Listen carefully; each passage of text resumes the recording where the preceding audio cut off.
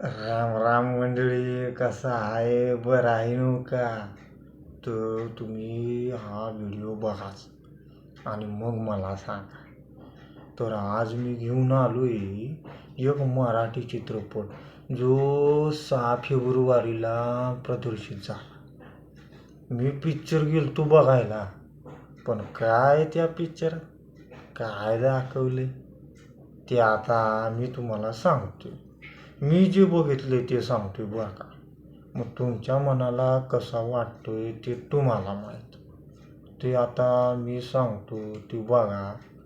ह्या पिक्चरचं नाव आहे केस नंबर 73. तर यामध्ये असं दाखवण्यात आलंय की एक गुन्हेगार 4 खून करतो, पण तो सापडतच नाही. त्यामध्ये जो SP असतो म्हणजे पोलीस, तो इतका गोंधळात पडतो की त्याला पुरावे असून सुद्धा त्याचा शोध लागत नाही. मग त्याचा मित्र तो असतो डॉक्टर, सायकॉलॉजिस्ट. तर तो त्याला एक सजेशन देतो आणि त्यातनं मग उलगडा होत जातो. आणि हा उलगडा मग त्याच्या लक्षात येतं. तर मी आता तुम्हाला त्याची कहाणी सांगतो, ते तुम्ही ऐका आणि माझ्या व्हिडिओला लाईक आणि सबस्क्राईब करायला विसरायचं नाही. तर या चित्रपटाची सुरुवात एका गुन्हेगारीनं होती. पहिले सुरुवात अशी दाखवल्या की एक माणसाच्या माग तो खुनी लागलेला असतोय. मग त्याचा खून होतोय. खून झाल्यावर सकाळी तिथं पोलीस येतात. पोलीस शोध लावतात, आजूबाजूला बघतात काय एव्हिडन्स सापडतात का काय. मग नंतर त्यामध्ये पुढं जात असताना तो SP म्हणून दाखवला. त्याचं नाव असते संजय. मग तो SP आपल्या खुनाचा तपास करत असताना आपल्या पोराला सुद्धा तो एक मुलाला त्यानं चांगलं शिकवलेलं असते आणि तो डॉक्टरकी वगैरे शिकत असतो, पण त्याचं लग्न करायचं असतं. नंतर मग ही स्टोरी हळूहळू सुरू होते. आणि ह्या पिक्चरात असं काहीच नाही, ते मला पाहायला मिळालं म्हणून मी सांगतो. तुम्ही पण हा पिक्चर बघा आणि मग सांगा काय ते. या चित्रपटात असं दाखवलंय की तो गुन्हेगार खून करतो, पण तो सापडतच नाही. मग एके दिवशी त्याचा मुलगा त्याच्या प्रेयसीला भेटतो आणि दोघे जण तिथे भेटून चर्चा विनिमय करत असतात. मग नंतरला एके दिवशी त्याची जी मैत्रीण असते प्रेयसी, ती वकील असते आणि हा डॉक्टर मुलगा.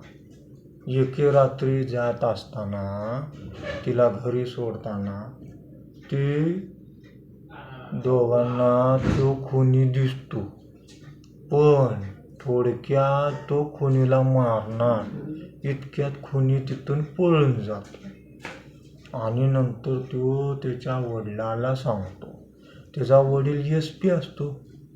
मग SP असल्यामुळं तो फोन करून सांगतो की मला असं असं इथं गुन्हेगार दिसलाय, तुम्ही लवकरात लवकर या.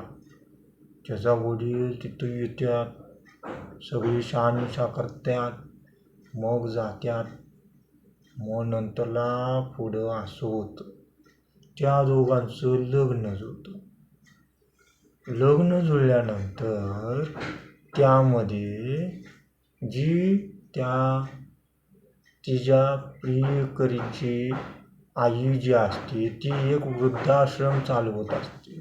पण ती एवढं सांगते की तिथं मला फक्त एका म्हाताऱ्याला मारायचं आहे. पण आता ह्यो कोण म्हातारा आला, सगळ्यांना प्रश्न पडतो.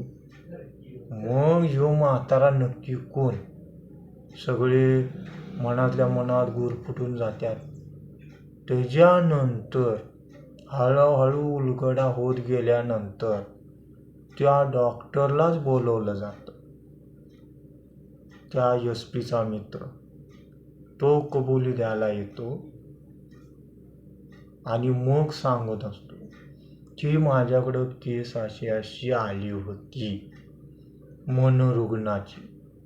तर त्यामध्ये तिची आई त्यावेळी त्याच्याकडं केस होती, म्हणून त्यामध्ये तो सांगतो की तिची आई ती एका तिच्यासोबत घडलेल्या घटनाबद्दल ती बोलत आहे.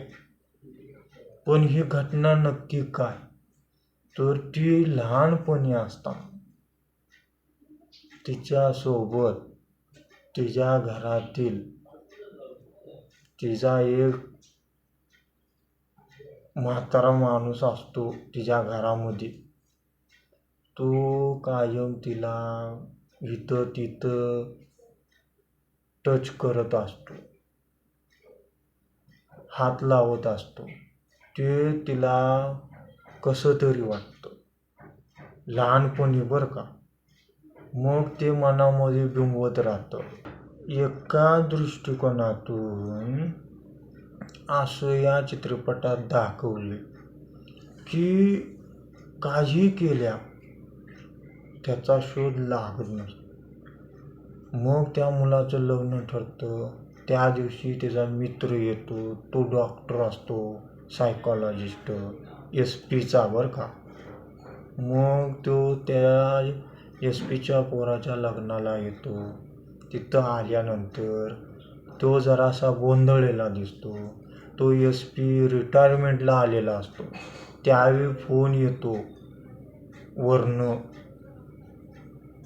DGचा की तुम्ही लवकरात लवकर खुनाचा शोध लावला नाही तर तुमची मी बदली करीन आणि तुम्हाला निवृत्तीच्या वेळी मी चांगलंच दमवेन, असं त्याच्यामध्ये सांगतो. पण तो SP विचारात पडतो, काय करावं काय नाही. तेवढ्यात त्याचा डॉक्टर मित्र तो त्याला एक सजेशन देतो. तो सांगत असतो की माझं ऐक, मी काय सांगतोय ते, आणि मला जरासं त्या बाबतीत दाखव. कारण तो डॉक्टर सायकॉलॉजिस्ट असतो, त्याला माणसाची मनस्थिती माहीत असते. काय होतं, कशानं होतं, माणूस कसा रोगी बनतो किंवा तो काय करत असतो हे सगळं माहीत असतं. पण एके दिवशी तो डॉक्टरला तो केसमधलं दाखवत असतो, सगळे पुरावे दाखवतो. तरी पण त्या खुनाचा शोध लागत नाही. मग तो सांगतो की मला व्हिडिओ फुटेज दाखव. त्याच्यामध्ये तो त्याच्या मुलाच्या लग्नातील व्हिडिओ दाखवत असतो. त्यावेळी तो सांगतो की हा खुनी आहे. पण तिथं एक बघण्यात सस्पेन्स वाटतं बरं का, कारण तिथं दाखवलेलं नाही तो खुनी कोण आहे म्हणून. पण ते डॉक्टर सांगतो. तो मित्राला म्हणतो माझा विश्वास ठेव आणि हीच ती खुनी आहे. आणि तू काय कुठं जास्त हे करू नको, फक्त पाळत ठेव आणि त्याला लगेच रंगे हात पकड. मग तसंच ती SP करतो, त्याच्यावर पाळत ठेवतो आणि मग तो गुन्हेगार सापडतो. सापडल्यानंतर ते गुन्हेगार कोण निघते, तर त्याच्या मुलाचीच सासू. मग तिथनं पिक्चर चालू. मग पुढं सगळं असं होत गेल्यानंतर तिची केस कोण घेतं, तिची पोरगी. मग असं झाल्यानंतर हा SP चा पोरगा आणि त्या खुनीची ही पोरगी ॲडव्होकेट, वकील ती. मग तिनं वकिलकी तिची केस घेतल्यानंतर केस सुरू होते आणि उलगडा होत जातो. मग तिच्या आईला प्रश्न विचारले जातात की तू असं काय कर. मग एके दिवशी त्या मुलीला, म्हणजे ती लहान असताना तिला कसं तरी वाटतं. मग ती तिच्या आईला सांगते. मग ती आई म्हणते की तू कोणाला बोलू नकोस, असं तुझ्यासोबत झालंय म्हणून. त्या बर्डनमध्ये ती कायम रुजवत असते आणि मग ते प्रेशर पडल्यामुळं तिच्या मनावर कायम बिंबवत असतं की मनुष्य हा एक विचित्र प्राणी आहे आणि त्यामुळं तिला तिरस्कार असतो, तो राग मनामध्ये असतो. मग हळूहळू ती जशी मोठी होत गेली तशी तिची मुलगी तिला एक झाली, तरी तो म्हातारा तिथंच होता. आणि नंतर तिच्या पण मुलीला असंच काहीतरी करणार होता. मग ती तिथून दूर जाते आणि तेवढ्यात तो म्हातारा मरतो. म्हणजे थोडक्यात सांगायचं काय की लैंगिकतेबद्दल थोडासा हा पिक्चर दाखवण्यात आलेला आहे की प्रत्येकाची भावना ही पुढच्या व्यक्तीसोबत कशी असते, त्याच्या मनामध्ये काय चालतं.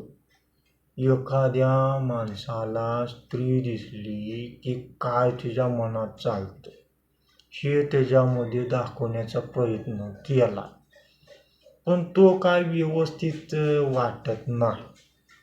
पण त्याच्यामध्ये असं दाखवलंय की तिच्यासोबत जे घडलं ते तसंच काही लोक करत असतात. म्हणून ती जे लोकांना मारलेलं असतं त्या लोकांनी तसं केलेलं असतं, म्हणून त्या लोकांना ती मारत असते, असं थोडक्यात दाखवलं. आणि त्याच्यानंतर या पिक्चरचा शेवट असा दाखवलाय की ते एक मनामध्ये विचित्र विचार आणि वेगवेगळं विचार घेतल्यामुळं माणसाची मनस्थिती खालावते आणि बदल होतो. त्यामध्ये हे सर्व घडतं आणि माणूस मनोरुग्ण बनतो. मग शेवट हा इथं संपतो आणि पिक्चर समाप्त होतो, असं त्याच्यामध्ये दाखवण्यात आलंय. तर मला तर काय हा चित्रपट एवढा खास वाटला नाही, पण तुम्ही एक वेळेस बघून पहा आणि मग मला सांगा चित्रपट कसा आहे आणि काय आहे, याबद्दल आपल्याला कळलंच. तोपर्यंत राम राम.